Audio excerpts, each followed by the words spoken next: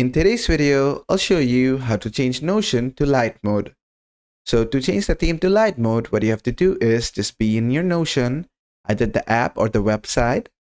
Then just click on the hamburger menu or the sidebar. This is going to open the sidebar. Then just click on your workspace name. From here, you're going to find the settings option. Just click on that. And after you're in here settings, just go to preferences. And it's basically says choose how you want your Notion to look and behave. And just under appearance, you'll find theme. It says choose a theme for your Notion device. So you can either set it to dark, light, or use the system settings. This is basically the system default. If you're using dark mode in your system, it's going to hit dark mode. If you're using light mode, it's going to use the light mode for you. So if you want the light mode, what you have to do is just go ahead and select the light mode. And there you go, your light mode will be selected.